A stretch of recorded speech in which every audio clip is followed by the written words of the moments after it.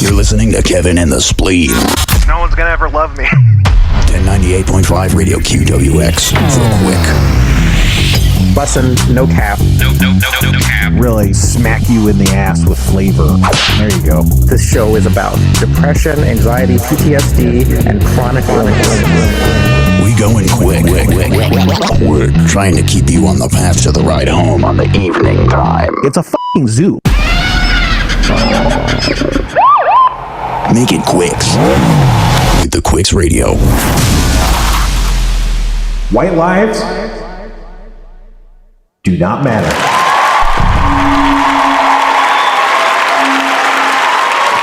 Oh, boys and girls, I got some bad news coming to you today from WQUX, the Quicks, baby. That's right, it's the spleen with some, well, I mean, it might not be the spleen, as it happens, because the spleen got some news today that he's going to have to get his spleen out, or he will die, which just makes me the nothing. I don't know. I'm going to have to think about this. But Kevin's still the Kevin. What's up? Well, you're still Kevin. You're not a the. What's up, Kevin? I mean, I'd like to be the Kevin, you know, like in people's minds. Like if when you said the word Kevin, people thought of me, not any of the other ones, I'd be kind of flattered. Right. That brings us to an interesting question. What do you think about the two movies, Kevin Can Wait and We Need to Talk About Kevin? You know, I've actually never seen either one of those.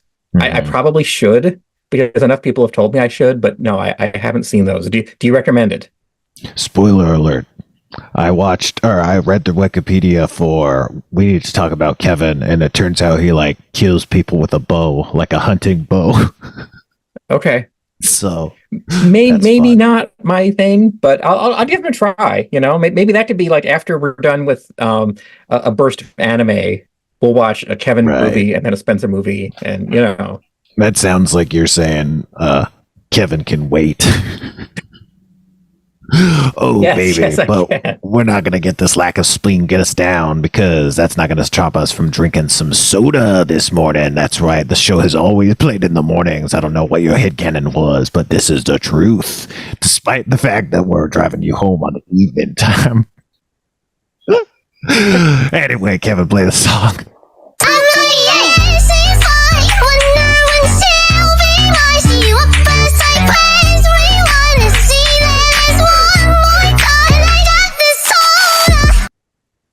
And I got this soda. That's right, folks.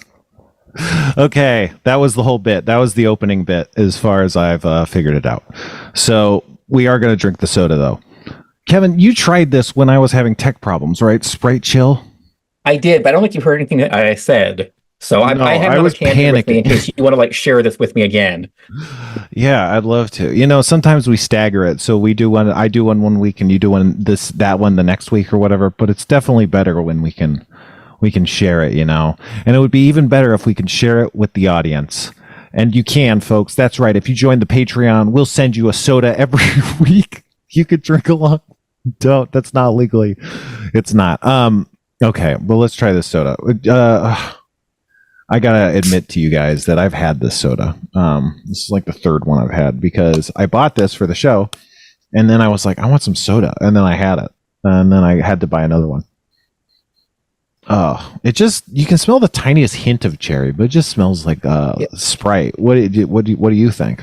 For those listening, by the way, we're tasting the Sprite Chill. Yes, Sprite Chill, cherry lime, which is the cherry lime variety of Sprite that just came out. Right. Which there was this cherry limeade Sunkist that came out a few years ago that was really good. And, you know, I don't know. Cherry lime is different than the raspberry lime, but it always reminds me of the Doughboys talking about raspberry lime Rickies, which is something apparently. I don't know what that is, but it's a beverage. Yeah. So I don't know. What do you think? You had it, right? What were just your general thoughts? I mean, it was okay. It didn't strike me as different enough. And it also wasn't very Spritey. You know, like I didn't really place it as being Sprite. I didn't really feel like the cherry lime was strong enough to really identify as being an enhanced cherry lime thing. But on its own, it's okay. Yeah. I just had a few test sips. while Kevin was explaining the very correct assessment, and now Kevin is having some test sips of his own. But yeah, it's the kind of thing we've talked about it before. I like to imagine everyone remembers everything I've ever said, but it's sometimes an added flavor note isn't strong enough to cut through and only serves to detract from the flavor note. It's like destructive interference, you know? And so it pulls away from the Sprite, and so you just get kind of nothing. So it, to me, it is pretty much just Sprite with a little hint of cherry. But fucking, well, now that's, they have what I feel Sprite is like cherry, right? That's a thing you could buy already. I feel like the cherry. Well, there was cherry 7-Up. I know. I don't know if there was cherry Sprite. Maybe there was like, I know one of them was Sprite, and one of them was strawberry, and one of them was cherry. So maybe it's cherry 7-Up and strawberry Sprite or something. But there's definitely versions of both of them. Yeah, I feel like as soon as I take a sip of this, like at the tip of my tongue, all I can taste is cherry that lasts maybe half a second, and then it's gone, and then it's just kind of Sprite. Mm-hmm. Like it's almost like it's two levels that don't interact. Yeah, but honestly, the cherry Sprite is like way better than this, and it's like cherry lime. It's already lime. Like and it doesn't taste really more limey. I guess it kind of does taste more limey, but that's why it's worse. Like I think the essential oils, the kind of lime has this kind of cooling nature to it that lemon doesn't have. Like I think lemon has more like bright acidity to it, and lime has more of like this cooling, almost like mint, but it's not mint. But it's like a cooling grassy note to it. And I think that's not, I don't know, like I'm not liking it. I think the lemon helps like play out the brightness of the cherry, but the lime doesn't. The coolness kind of cuts, like it kind of drags. Who knows? I'm sure there's a version of this that could work. It's just that maybe Coca-Cola's not going to make it, you know? I feel like Pepsi's a lot more experimental with, just like, you know, like I called this before, like the golden age of limited edition sodas. And I feel like Pepsi's really trying new things, you know, like with all the different Mountain Dew flavors and the new Pepsi flavors and stuff like this. They've made an effort. Where I think Coke is like, wow, we should do this too, and have kind of fallen flat on their attempts at it. Yeah, it's true. I think I think that Coke, their whole thing is we're Coke, you know, and similarly, it's kind of like ketchup, where it's like, you know what we taste like. We taste like this. And so they kind of have to do their brand identity, and they're kind of restricted by that. But Pepsi's like, well, no one wants a Pepsi. So we could go hard into these concepts because we don't necessarily have to preserve our core identity the same way, because that's not what's for sale. What's for sale is I'm something else, not I'm this exactly. Right. So but I think like leaning into that really you know what I just said? Yeah. Coke did do those limited edition, like space flavored ones and all that were all just total nuts. You know, but I think those are more gimmicky and not something they actually intended people to be like, wow, I'm going to buy a 12-pack of this and drink the whole thing. I think this is more just of a gimmick of a try something, where Pepsi's trying to make, you know, hey, let's see if this catches on. Let's see if this catches on kind of deal.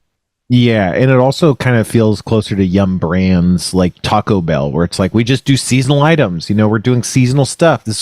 It's not we make one eternal flavor. You know, we're handing out a variety of experiences, where we're creating like a lifestyle where there's a Baja summer. You know. But I think, but what you were saying about Coke is that if you think about it, they had to call it like co-creations and have this special laboratory, which is branding. They could have just come out with the flavors, but they didn't. We know about co-creations and, you know, and so it's like they had to set up this branding thing. It's, oh my God, Coke has scientists. They're doing this Coca-Cola science thing. And then they were such a gimmick because of that. There's also this branding thing. So I think it again kind of speaks back to this like branding versus like flavor. Anyway, this is good talk. Honestly, if we did a podcast that was just like a half-hour soda only podcast, we would have just like nailed most, like we would be ready to like go to an email, you know. But I liked that. I really liked that. And it's time for the post-intro slump. Do you have the music for that? Probably not, right? I never queued it up. I mean, I've got... All right, great. Okay. That's right, folks. It's time for the post-intro slump. The time of the show where Kevin walks off when the camera's not on him and retrieves something. Oh, now, no. we talked about these ages ago. I found a can of this still that has not been... I mean, again, sorry, this really sucks for people who are listening to this. But there was this period, what was this, like mid-2000, like 2005 or so, where all these companies came out with this, like, hey, men don't drink diet drinks, so we're going to give 10-calorie versions of this. So there was like RC10 and what was it, 7-Up 10 and all this. So I actually still have a can of RC10, which was supposed to be the men's diet version of RC soda here, that honestly just tasted exactly like diet. Like I think they put like a trivial amount of sugar in it, and the rest of it was just diet. While you talk, let me look at the ingredients and see if I can tell you what's actually in this. Probably sugar. Oh no, it's just like it's water and corn syrup. So I don't know how they made that into 10 calories, but they did.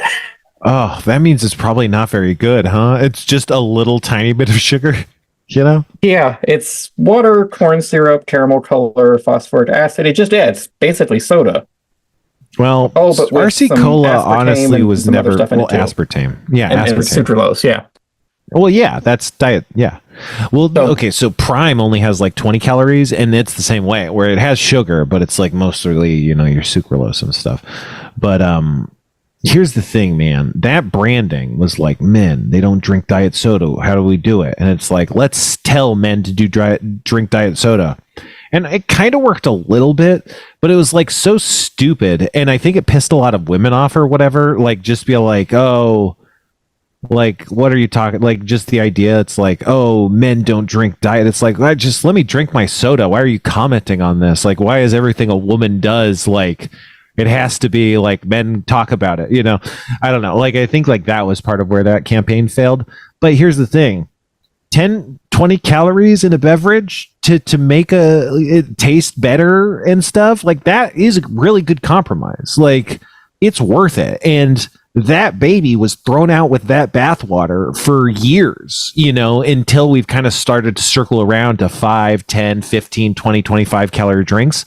But those can be really nice. And it's sad. It's like, this is the biggest lost technology since Heron invented the steam engine in ancient Rome, and it was never, capitalized on. What were you going to say? We were talking about like gender and beverages, and I can't remember which chain, but it's something like Chili's or Applebee's or Olive Garden, one of those national kind of like pretends to be fancy, but it's really just mostly microwave food chains. Sure. And the guide that they gave to their servers was, and this was after like Coke Zero and stuff like that came out, was to female guests when they're asking, when you're giving the choices of drinks, you would say, do you want Coke or Diet Coke or whatever? But if it was a male guest, you would never say diet, you would say Coke Zero. You would always suggest Coke Zero first. And then on top of that, and I can't remember which chain this is, but they would only give straws to women, men only if they asked, because they said most men won't use a straw because they think it doesn't look manly using a straw, where women would be upset if they weren't given a straw because it may upset lipstick and stuff like that.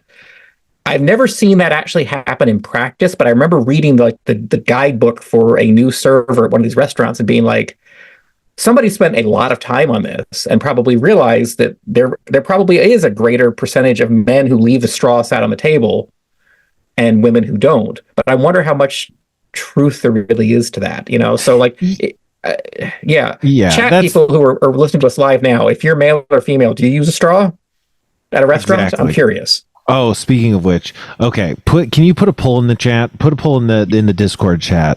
Okay. And here's the thing: you got to put 2 emojis that people can react with, and say react with this for this, and react with that one for that one. Okay. Does that make sense?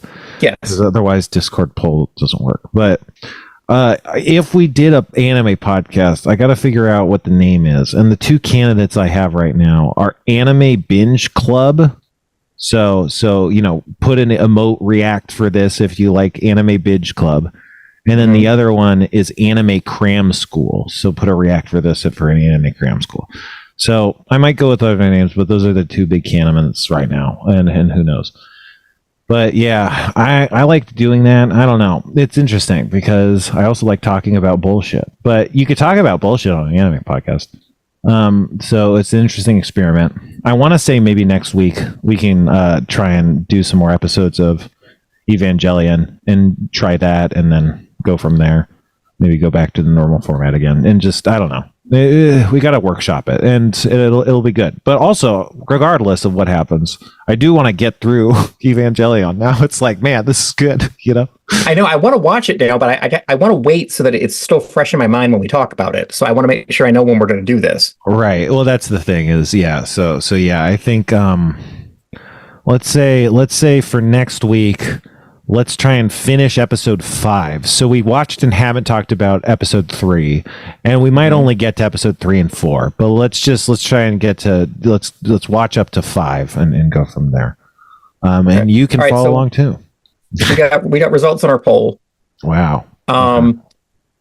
7 votes for Anime Binge Club and 3 votes for Anime Cram School. I think you mean 7,000 and 3,000. Yes, exactly. Because of our listener counts. Awesome. Okay. Well, if they delay, if they wait, they can always go back later. But which one won? Sorry, or which one's winning? Anime Binge Club, ABC. All right. And the timestamp is roughly like 5:50 p.m. Pacific. So if you scroll up on the Discord when you're listening to this now, you can find it and vote on it. Nice or something. Yeah. Maybe. I don't know. But it's just, I don't know, man. It's interesting. I was thinking that part of the fun of this format, which is why it's so stressful and hard for me, but part of the fun of it is that I'm just constantly flailing, and so it's like, what do I do, and that's the thing that isn't in the anime podcast. But again, you could do that. And here's the thing. It's fun to not, reveal stuff beforehand, but I had the idea that we could be all like, oh, and now we're going to tune in to Japanese radio. And, you have like a radio sound effect, and then it's just us talking about, cultural bullshit like we would, and then that's like a segment where we talk about normal, like we would normal, that happens stuff on an anime format. But, who knows? We're figuring it out. But who else is figuring it out is Jerry Seinfeld. Oh, Kevin, have you heard about Jerry Seinfeld? I mean, in general, yes, but not is something new happened. I don't know. I mean, well, yeah, but it's not really important. But obviously, he was last in the news, or more recently in the news, for saying you can't do comedy anymore or whatever, right? And that was before the real big unfrosted media push. Like, there was media for Unfrosted before that story caught wind in the news, but it started up in earnest immediately after people started moving on from that. And it was just so funny because it's so fresh in everyone's mind. Jerry Seinfeld is mad about cancel culture or whatever and is plugging a movie right now, and it's just a very strange thing. And so, okay, to the extent that you haven't heard the news, today or yesterday or something, there was a commencement speech at a graduation where Jerry Seinfeld was speaking, and students walked out. And, so I think he's a Zionist. I'm pretty sure Jerry Seinfeld's a Zionist. Not important to what I'm talking about, but, more just the cancel culture stuff. But here's the thing. There's this movie called Unfrosted, Kevin. Have you seen this? No, I have not. We should do here. What if instead of an anime podcast, it's better as an anime podcast, but you just do a media podcast, just media, what do you call it? Media criticism, criticism, like Crittenden. But, okay. So Unfrosted, I don't know, Kevin, what do you think about this movie? What have you heard about? Not what have you heard about it? sometimes you Nothing. hear that a movie exists and you form an idea of what you think that movie is, right? What's that for Unfrosted the movie, the Pop Tarts movie, a Pop Tarts comedy? Boy, I poor product placement. That's that's really all I'm getting off of that right now. This is maybe I'm just in a hole, but this is literally the first I've heard of this. So, Oh man, you've been living under a rock. I'm gonna say like a worse version of the Emoji Movie is my feeling just off of what you've said so far. Well, that's good. That actually is pretty accurate because here's the thing. I don't know how. I don't know because I've heard about this and I heard about it just very whisperings, kind of just like trade papers stuff, like entertainment trades, like just Jerry Seinfeld got a movie or whatever, not like actual news stories. But I've heard about this being in the works, and it I don't know. I don't know if I'm normal or if this is what other people thought or what, but I thought it was something at least kind of like a documentary, even if it was comedic or something. Like maybe like Drunk History or something where they're telling the story but doing it in a silly, edgy way, or I don't know. There's been these high profile movies like the guy who invented the Hot Cheetos movie and Blackberry movie and the Air Jordans movie. And I don't know, I think because those movies have been coming out, I was thinking about it more as something like that.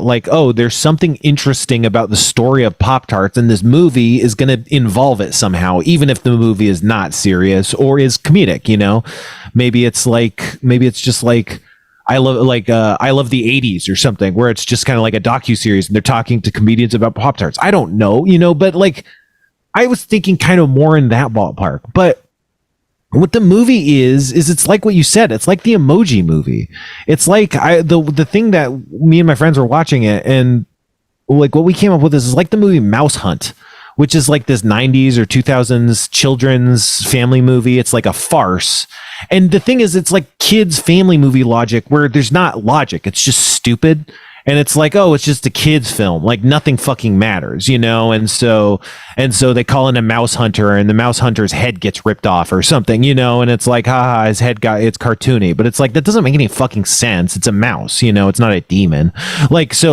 There's no reality because kids don't track that stuff, right? That was so I'm watching this movie and it's just so fucking bizarre. It starts with this framing narrative of this kid running away from his house, from his parents, and he's packing his bag and he walks into a diner, and then he acts like a guy who's had a long day at work, and he asks the diner, it's like a 60s diner, and he asks the diner guy for a Pop-Tart. And he goes, leave the box. And he's like, it's been a tough day. Or someone's like, tough day. And he's like, you have no idea or whatever. And then he's looking at the box of the Pop-Tarts. And Jerry Seinfeld says, the story on the Pop-Tarts box that tells you the story of how Pop-Tarts were invented is not true. You want to know the real story? And the kid's like, no. And he's like, I'm going to tell you. And then he starts explaining. But then it just sets up that Jerry Seinfeld is this character who works at Pop-Tarts. But the thing is, all the jokes are like stand-up jokes. It's almost like watching Seinfeld, where you expect it to transition to him on stage saying the stuff that just happened in stand-up form, because these jokes make sense as stand-up. But the thing about a movie is you're not waiting for jokes to pop out. You're following something that's happening. Like there's a world with characters that are engaged in something, and you're narrowing in on that, and you're following the context of that. You're not waiting for laughs to be delivered for you. And this is a movie that sacrifices any clarity of plot, of scene, of dialogue, of character, of anything, just for a stand-up style punchline joke. Every single time. I don't think the script was ever good, but you can imagine a version of this where the script was really good, and then Jerry Seinfeld was like, what if we made this a joke and this a joke and this a joke and this a joke? And it just all the things that made the movie make sense had to go to fit all these jokes. And so every scene just looks like a sketch where there's no bit, because it's just like a set where there's characters that are making Jerry Seinfeld punchlines that are essentially being made to camera because they have no context other than being delivered to an audience. They don't make sense being said to the characters. They don't make sense being said by the characters. They don't make any sense. Nothing makes any sense. The way it looks is not well directed. It's very bad. I'm told that Jerry Seinfeld directed it, and I don't think he's a good director. I don't think he cares about what's being shown on film, which is fine. You don't have to be a good director, but he did direct it, and so it's not good. And so just the whole thing is insane because I don't know. Like, again, like I think if I was expecting like a stupid, silly, no logic movie, and then that started happening in front of me, I wouldn't have been as baffled as I was. But I don't know what I was expecting. And instead, a bunch of like weird jokes that made no sense came in. And it's like, well, wait, is this even a story about Pop Tarts? Did Pop Tarts even get invented? Like, what is any of this that we're supposed to be tracking? Like a single detail is real? And it's like, because again, at some point, Jerry Seinfeld watches children crawl into a dumpster. And then a garbage truck is being operated by a man who sees that the children climbed into the dumpster. And he presses a button that throws the dumpster into the truck of the garbage truck, which is not something you do if you see children. But, if you're Jerry Seinfeld looking to ruin the reality of a movie with a quick punchline, then sure, you'd press the button. And then the kids fall out of the dumpster. And then they run into another dumpster because apparently this wasn't aberrant to them, and they jump in another dumpster, and now Jerry is interested, and he comes to the kids, and the kids are eating out of the dumpster, and they're eating what amounts to Pop Tarts filling, and they're also eating what amounts to Pop Tarts outside separately because they're setting up this fucking "you got peanut butter in my chocolate" bit as if we're not in 2024 or whatever the fuck year we are, and then they explain this stuff's really good, and then I don't know, because that's the thing. And so it's like, well, what the fuck are we supposed to believe about Pop Tarts? They used to be trash. Who's throwing them away? Right. I'm just thinking, like, is this the best marketing move to compare the taste of your food to things that kids are finding out of a dumpster? That's the thing, is I don't think it's marketing. I don't like, which is again, like, I'm sure they capitalized on the marketing, but if you thought Pop Tarts gave Jerry Seinfeld a bunch of money to make a movie, I don't think that's what happened. I think Jerry Seinfeld has always wanted to make a Pop Tart movie for apparently bad reasons. I don't know. So the whole movie is insane. I recommend you watch it. It makes Madam Web look like Citizen Kane. It's honestly, Madam Web was really good. This movie is insane and confusing and frustrating in ways I can't fathom. You might not feel the same way. I think it's worth at least watching like 5, 10, 15, 20 minutes of, and then being like, okay, I get it. Because it's just like sketches that aren't sketches, and the shots don't make sense. They don't look like anything. It's insane. But here's the thing. This movie wasn't exactly on my radar either until Jim Gaffigan went on Conan O'Brien, and he was on to plug this movie. And the way he described it, I don't remember how he described it, but the way he described it, I was like, oh, this is going to be a god awful movie.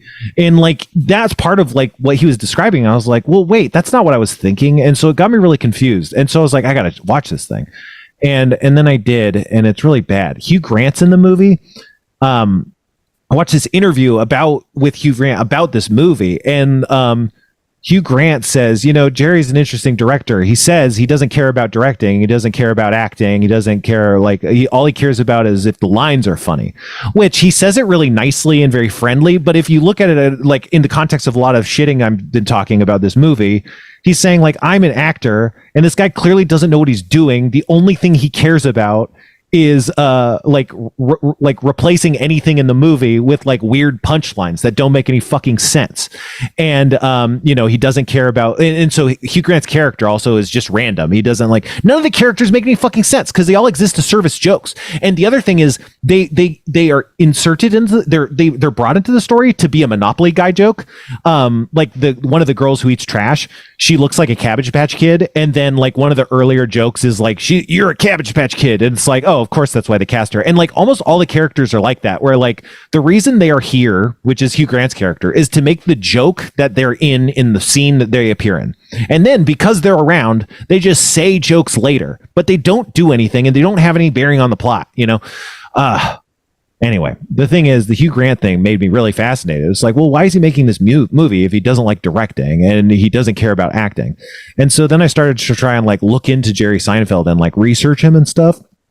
And then what do you know is that the Dana Carvey podcast had Jerry Seinfeld on. And that's interesting because Jerry Seinfeld's on and Dana Carvey and David Spade are kind of like, you know, anti-woke comedians at this point. They're kind of like grousing a lot.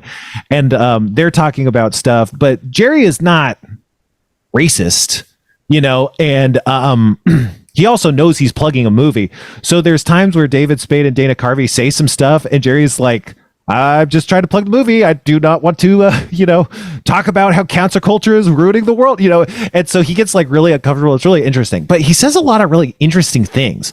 Like one of the things he said is he says like comedy is one of the hardest things to do on the planet, which I think is insane. And then he says stand-up comedy is poetry that forces air to burst out of people's mouths, which is an interesting view of comedy because that's true. If you think about it on like a scientific level, that's what you're trying to do. You're trying to like trick their brain into making this almost involuntary response, right? And if you think about his stand-up, it's kind of like these quirky observations designed to make you think and laugh like that as you kind of have that realization. But like, that's a really weird way to describe comedy. And then I was reminded that Jerry Seinfeld is famous for his like writing method, the don't break the chain method, the Seinfeld method, where like how he does comedy is he writes alone a lot of jokes for hours, almost like every single day. That's like what the Seinfeld method is. It's maybe not hours, but it's doing something every day. So it's grinding. And so it's interesting that like, he has this very personal solo writing grinding process and thinks about it as poetry he's writing to force air out of the mouths of people. Because you might say that's a really reverse engineered backwards way to think about comedy. I think comedy is maybe about connections and you get the laughs because you're creating connections with the audience. And so in the interview, he's also saying stuff where he's kind of he respects certain kinds of comedy and doesn't like others. And what it comes down to is like whether he respects like the writing and preciseness of the language and how it evokes laughter specifically, rather than does it rely on character stuff? Does it rely on impression stuff? Does it rely on performance stuff, which is important for comedy, you know, but it's not important to him. And so it's interesting that he doesn't care about this. He only cares about the poetry and the exploding things out of people's mouths. And then he also mentioned that he's like, every comedian's a little autistic. And he says comedy's the hardest thing in the world. And it got me thinking like, maybe like he like doesn't connect, he doesn't understand people and doesn't like he doesn't know how to like organically make people laugh. He has to like grind it out until people laugh and he's like, oh, that was funny. And that's like his approach. And so it is like really hard because that's like not understanding comedy and making comedy. And he's a great comedian. I'm not trying to say like he's bad and I'm good or whatever, but it's like it was so interesting how like his approach does seem to connect to like this only proving that I'm smart with words is like a form of comedy, which is kind of, you know, oh, and now, you know, the way you say things, I don't know. It all seems really interesting. So then there's these like not an interview. It was like a behind this DVDs, behind the scenes for like the Gary Shandling show where Gary Shandling is like walking in a park with Seinfeld. And it's like, it's kind of documentary style where they're just walking and talking and there's a camera following them, but it's in the 90s or something. And you get the sense that this early in television, you wouldn't just shoot the shit with your friend while someone films. Like that's what I'm doing. That's what we're doing. Well, you know, but that's not what television was back then. So if you were Jerry Seinfeld and someone was filming you, you might be like, what the fuck is this? This is insane. What are we trying to do? Who are we trying to make laugh? You know? And so in this interview, he's uncomfortable and is kind of like making jokes and being like, what the hell is this? And Gary is talking about his feelings and stuff. And they get like in this argument and Jerry talks about how he kind of resents actors and resents the idea of like pretending, and he doesn't understand what actors are doing. And what are actors doing? Inhabiting emotional connections and inhabiting emotional states and finding ways to use acting to relate emotionally to other people and bridge these gaps and connect to people. And he doesn't, you know, and that so isn't that interesting to connect to the way he looks at comedy? Is like he doesn't respect this thing that actors does. He doesn't even see it as a thing. The way he talks about it, it's like it's not something he can see be. It's like not in the spectrum of light. He's just like, what are you pretending and lying? It's like, no, that's not what acting is. It's like he doesn't understand it. And so then again, it's like, man, it would be really hard to make comedy if you didn't understand, like the connections between people. And like that does cut in. And also Jerry is just famously not the best actor on Seinfeld and stuff. And so the idea that he wasn't a good actor on a show and didn't respect acting, I don't know. It's super interesting. And then I just like, it got me thinking that like, I don't know. I think he's kind of like a living ghost who's like walking through walls and he can't touch things. It feels like he's incapable of forming emotional relationships. Which imagine getting to such heights in comedy without being capable of that. That has to be so hard. Which this is not saying he's good or bad. This is not about his politics specifically, just about like to the extent that people don't like him. This kind of is part of why they don't like him. He doesn't seem relatable or whatever, and it's like, it does feel really core to like who he is, I don't know. I've just been in this like weird rabbit hole about it just because it's like, he does seem broken in a really specific way that I can't quite figure out, but I want to. Does that make sense? Yeah. Like, I don't want to name names, but I know somebody who had a very one episode small role on Seinfeld, who said it was the craziest, most weirdly dysfunctional set they have ever been on.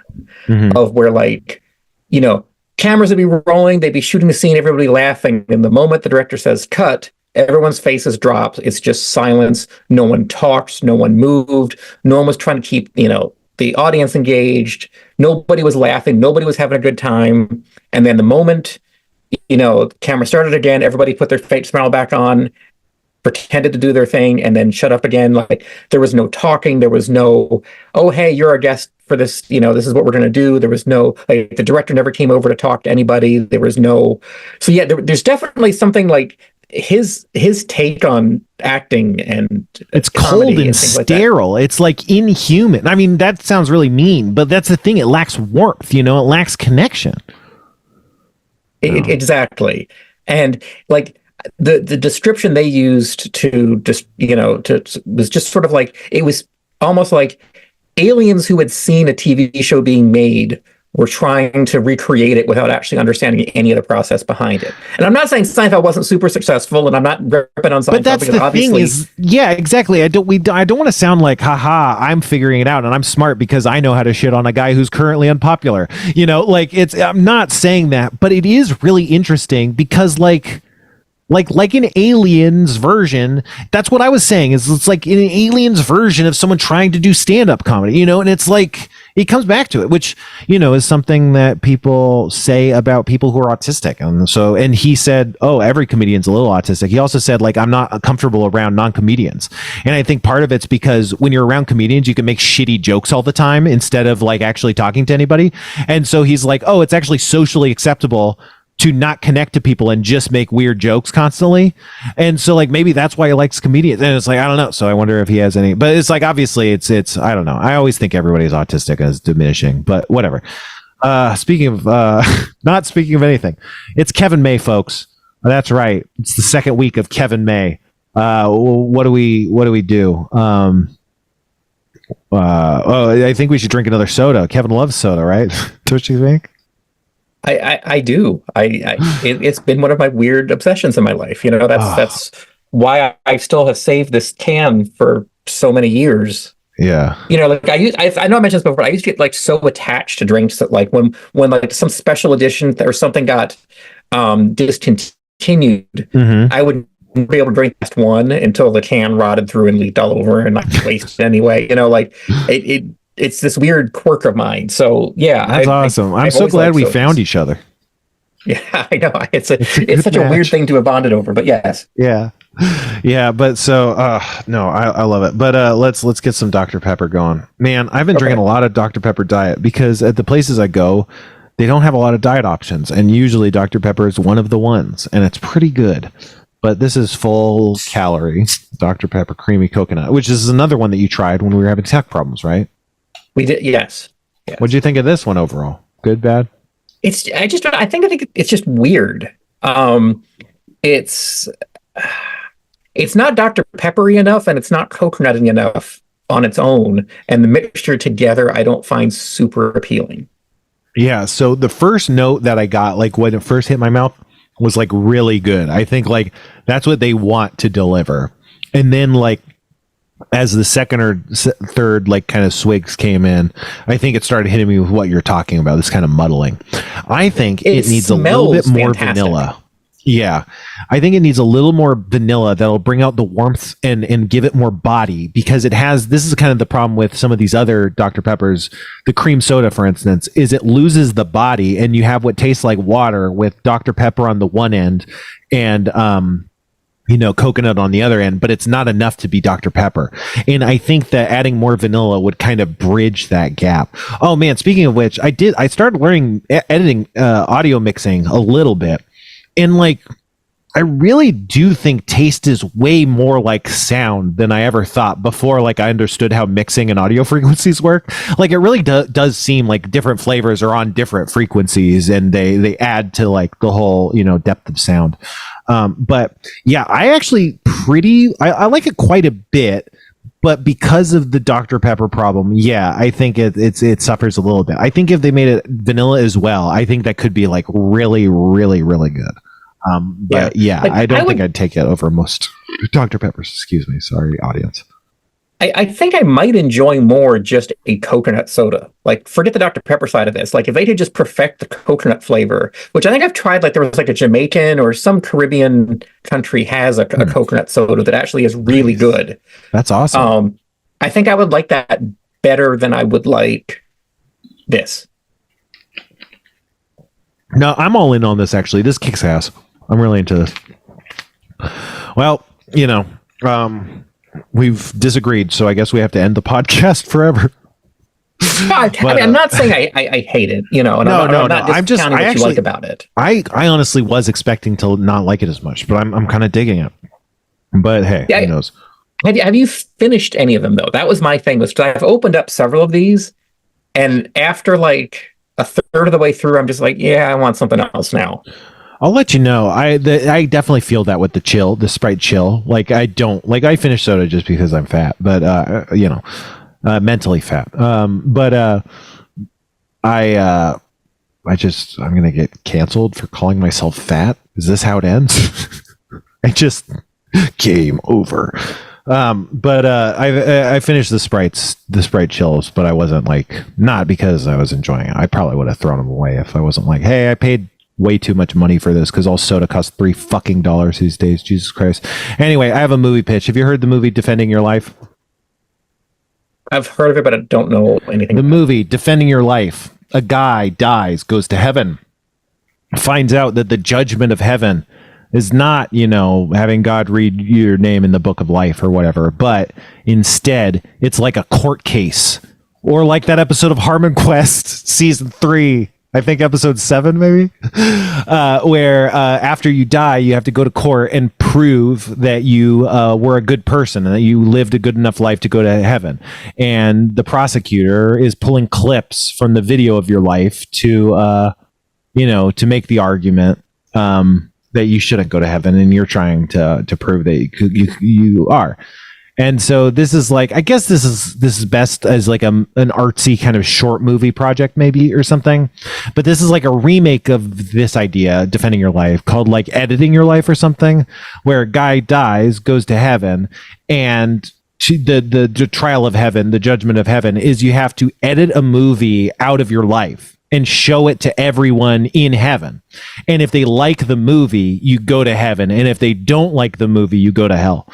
And I like that as a premise. You got to find like what character has an interesting life for that to be the dilemma. I can't cut an interesting movie out of my life, like what would be interesting for that as the premise to like be an interesting character journey or whatever. But I think that's like a really interesting and kind of cool movie. Is like, oh, this sucks. We're in heaven and this movie sucks. Like, I don't know. It's kind of like a funny, interesting concept that I got stuck on this week.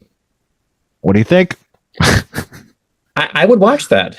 That's what we should call this podcast. What do you think? Because it's just me saying things and then going, what do you think? And that's what I'm doing to the audience. I like that, because I wonder, what kind of loopholes there would be there of like, what if you just are a really good editor and Right. can, make this highlight reel that just conveniently leaves out all the bad things at the Well, exact that's the thing. moment. There might be a bad person who just like cut together a blooper reel of him like tripping and falling all the time, and people are like, Oh, I think we lost Spencer here.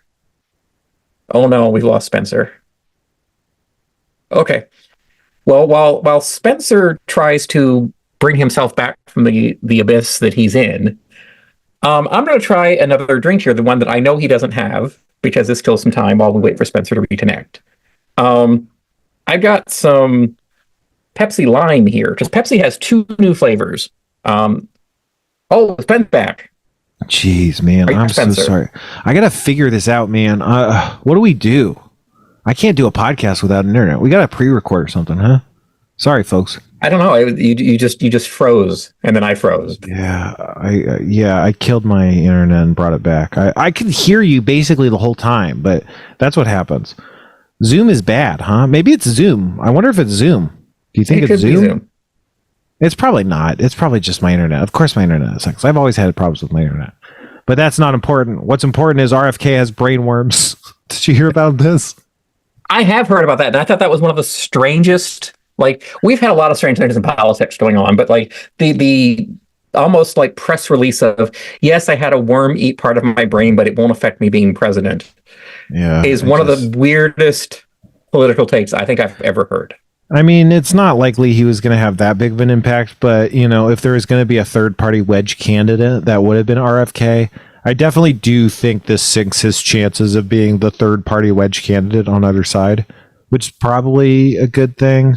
Well, no, it's maybe actually a bad thing, but he still could be a wedge. Who knows? I just think that it hurts his chances of being as effective as a wedge if he has fucking brain worms. But who knows? People have voted for stupider stuff. I heard a podcast about Clearview AI, which is a search engine for faces that we should all be horrified about. But I don't want to talk about that. I want to talk about the rap beef. Kevin, have you heard about the rap beef? Okay, yes, bits and pieces of it, yes. Yeah, so I don't really know too much about it either, but it's not super important anyway. What I know is that apparently Drake has pissed off a lot of people in the rap scene for various reasons involving taking credit for stuff, stealing stuff, and boxing people out in various ways. Just kind of big industry, big shot kind of bullshit, as well as starting shit with people because he's attracted to famous women is some of the charges I've heard people claim. So like there was someone who Rihanna was dating, and so he started shit with them allegedly because like he was interested in Rihanna. Who knows? But so these are things that have made various people pissed at him or whatever. And Kendrick's one of the people who's pissed at him, whatever. And so someone said, oh, the 3 best rappers are 3 people. And one of them was one of the people. Was it J. Cole, maybe? And one of them was, I think J. Cole said this actually, but who knows? And one of them was Kendrick and one of them was Drake. And I don't know. I think my understanding, this is the part that doesn't quite make sense to me. So maybe someone in the chat can fill us in. But like, I think this started the beef because like people are like, well, Drake's not even a real rapper. And like Kendrick's like Drake's not even a real rapper or whatever. And that started this beef. And then J. Cole was like beefing or something, but he was like, I'm sorry. I didn't mean to offend anybody. I'm sorry. And apparently some people were like, wow, J. Cole just is like a little bitch. Like he just let these rappers tell him off. And, but then he left. And so then the beef remained between Drake and the Kendrick. So I don't know how it brewed because I think this was feeling in the air.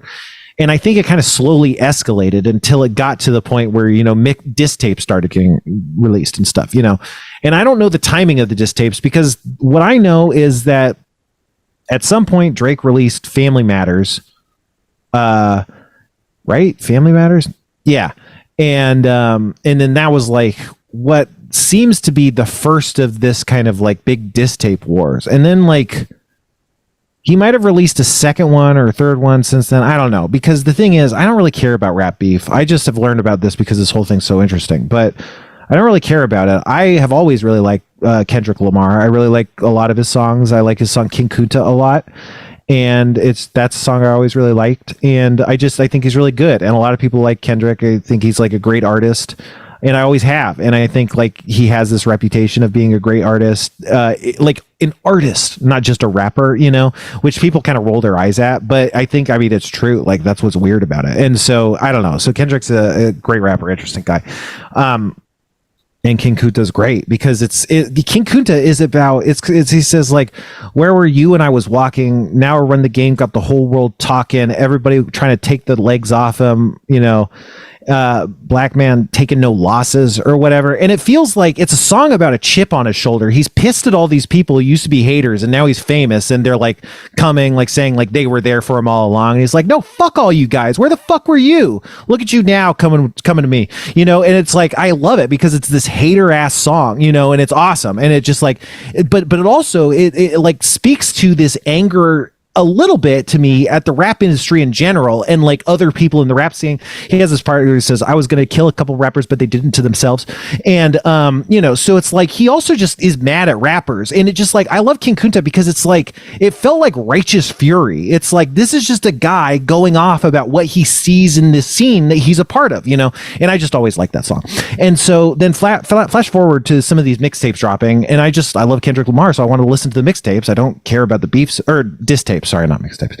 I wanted to listen to it. And man, these diss tapes are fucking crazy. And everybody's talked about this. We're like a week after the shit has passed. But like, I don't know. Like, I haven't listened to too much rap, but I feel like this is like nuclear level, like new weapons technology in like dissing. Like Kendrick says that he hates the way Drake says the N-word, and he one of his songs it's written in the form of letters to various people, and he writes he's rapping to Drake's son, and he's like, Drake's son, I'm sorry your dad is a piece of shit. I'm sorry he's never around. I'm sorry he doesn't care about you. And then he says, he's like, dear Drake's mom, I hate your son. I think people like your son should be killed.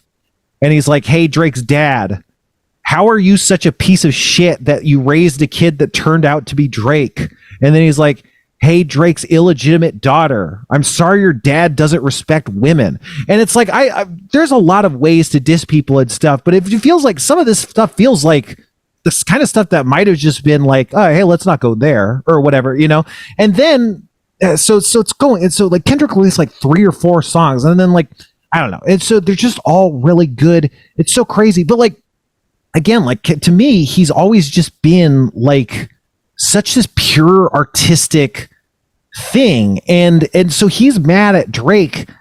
And like, again, like I'm thinking of King Kunta, and you're hearing it in these lyrics too, this chip on his shoulder, just this rage. And like what comes through isn't, although it is like very personalized against Drake, it also just comes through as like, it feels like art itself is offended, and art is engaging in like righteous fury. And it's like, I'm sick of these motherfuckers like compromising my art. This is me. I am this art. I am rap. I live this. I have always lived this. This is my scene. This is what I am. This has always been offensive to me.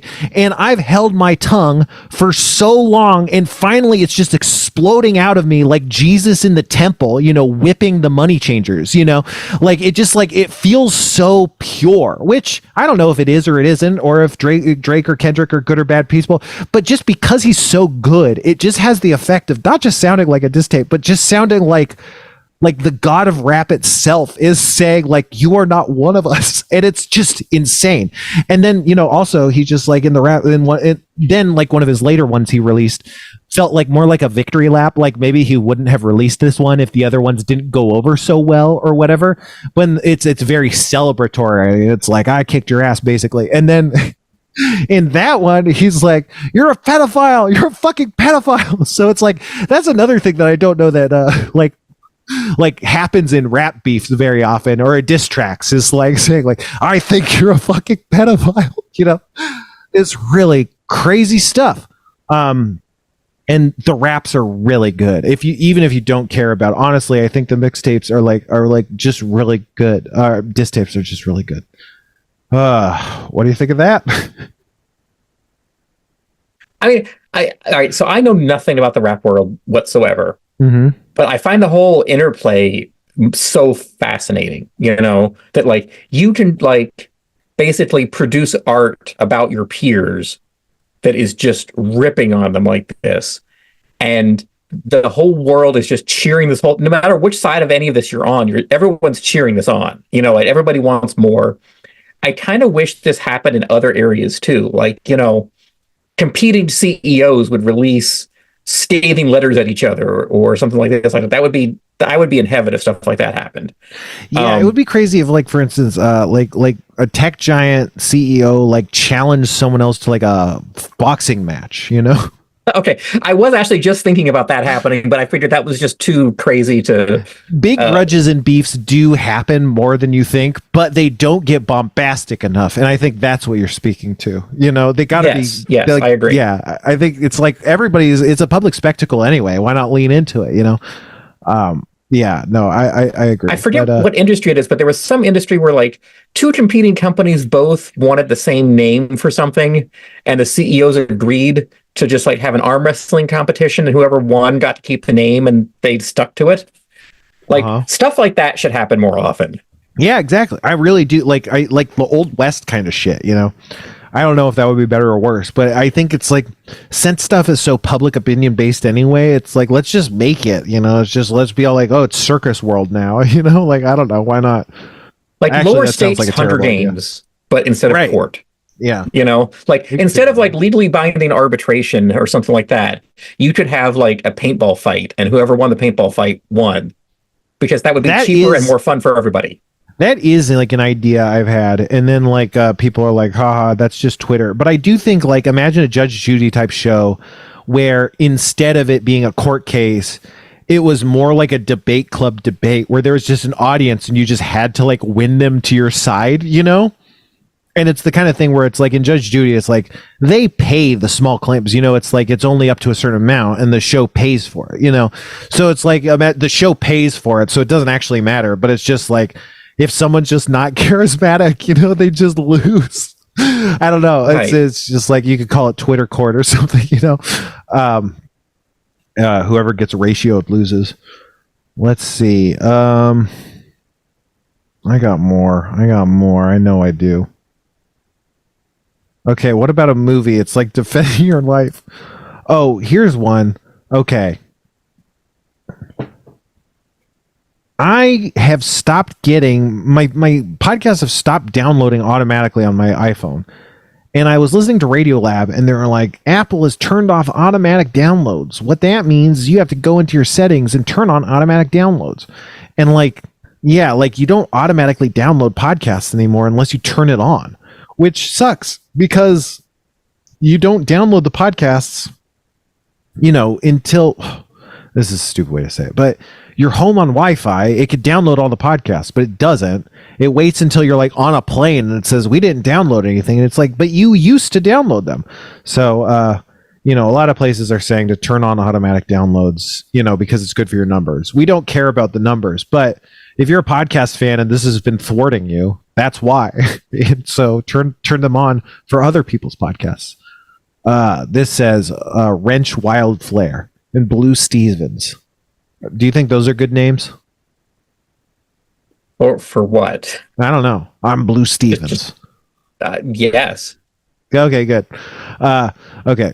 This seems like something I maybe talked about, but I can't remember. But I heard this thing that was super fucking depressing. I must have talked about this. Let me know if I talked about this on podcast before, Kevin.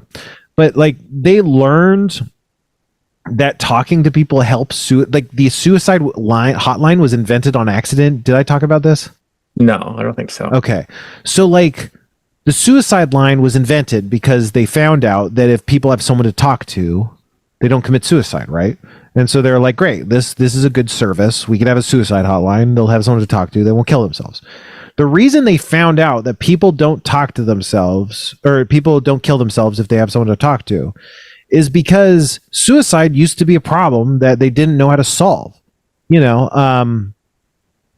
got to figure out how to solve it, and then you can treat it. It's a like a big suspicion a lot of people have with Western medicine, including me, and a big suspicion people have with the healthcare system and health insurance and stuff, comes back to like a lot of things, but it doesn't center patients' care. You know, what it centers is like, is an ailment treatable and bad enough to warrant treatment from the people who get to pay for it, you know, the insurance company, like, which is a completely different thing than like patient-centered care, which should be the point. And whenever that happens, people are like, they don't care about me, and that's what creates all of these, you know, bad problems. But you sometimes go to the doctor and you say like, my arm is bleeding, and they go, come back in a month, and if it's still bleeding, we'll do something about it. And you're like, do you not care that I'm like gonna die, you know? And that's a really bad attitude, because it's an attitude that's built by the institution of medicine. It's not an attitude that's built by the needs of medicine or the needs of the patient. It's just what makes paperwork easier and stuff. You know, it's not actually good practice, but it's compromising the health process. And so this is something that was always happening. It's always happening, because that's just, you know, how you diagnose. I think it's kind of like a flaw in how you have to diagnose ailments. You know, it's like you have to think about it this one way, and if you don't, it causes problems. But because you think about this one way, it makes you, you know, piss off a lot of people. But so people were suicidal. Doc, I'm suicidal. I don't know what to do with you. We're going to put you in the next room. You know, the patient kills themselves. Damn, I don't know what to do. We keep having all these patients. I don't know what to do. We have nothing. We keep trying stuff and it doesn't work. You know, I don't know what they're trying, leeches or something. Who knows? But eventually they get to the point where they're like, look, this guy's suicidal. I give up. You talk to him. You know, you've heard this in media and stuff. This is like a trope. I give up. You talk to him, you know? And so a doctor who was having a bad time, you know, diagnosing and doing medicine was like, I give up. You talk to him. And then just someone else talked to them. And the person didn't commit suicide. And essentially that kept happening. And they're like, wait a second. Every time I give up, you talk to him, and you do talk to him, it works. This is like, everybody's been dying, and now finally they aren't every time you talk to them. We just need people to talk to these people, and they die. And so that's like, it's a tragedy on so many levels, right? Because one, it's a tragedy because the doctors whose ostensible job is to care about people's health and livelihoods care so little about the person with the medical complaint that they don't think to talk to them long enough to do the talking to them that would make them not kill themselves. Any human is capable of that. But the doctors, because they only see it as an illness that they can either cure or not cure, and they don't have a medicine for it, they can't talk to the disease. You know, they can't see it as a person. Like, because they look that way, they're just dooming these people that they easily could have saved by treating them as human beings. And the only thing that like led to the solution was like them being so frustrated by being so ineffective. I don't know. It's like it feels like it's like a poem or something. Like, it feels like so many layers of tragedy, where it's like the only thing that mattered was someone else giving up and not like someone was going to give up and kill themselves, and someone else giving up like ended up like, I don't know. It's just, now I'm getting too cutesy, but like, it's just, there's something really weird about that like, but also, okay, also like, then suicides are everywhere. They're skyrocketing, you know, not skyrocketing, but a lot of people commit suicides way more now than did back then, you know? And those are people who, if they had people to talk to, they wouldn't be committing suicide, right? And so all they need is one person to talk to. Hotline, no hotline, whatever. Hypothetically, it's just a person. It's so easy. It's so easy. They're at the store. Like, anybody could talk to anybody, you know, like every person that dies is such a failure of community and the social contract, because the solution is literally the least amount of effort anyone would ever have to drop. And then obviously scale that up to every suicide hotline death that goes on, is like everyone that doesn't call the hotline, or everyone that calls the hotline and doesn't get through or whatever. It's like, if we just threw a tiny bit more money out of the problem, we could solve all of those too. And then if it wasn't such this like malign kind of joked about thing, oh my God, the suicide hotline is so depressing and embarrassing, then people might use it even more, and those numbers might even go up. And it's just like,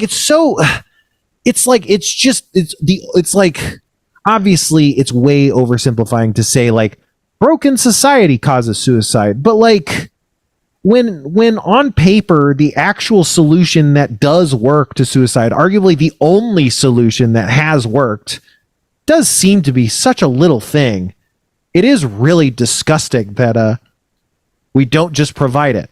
But hey, we don't provide any of the stuff that is necessary for human survival and dignity, huh? But instead of basic income, Sam Altman suggests that we should be given basic compute power, which means instead of you and me getting basic income, all of that money goes to OpenAI, and then you can use OpenAI some of the time for free.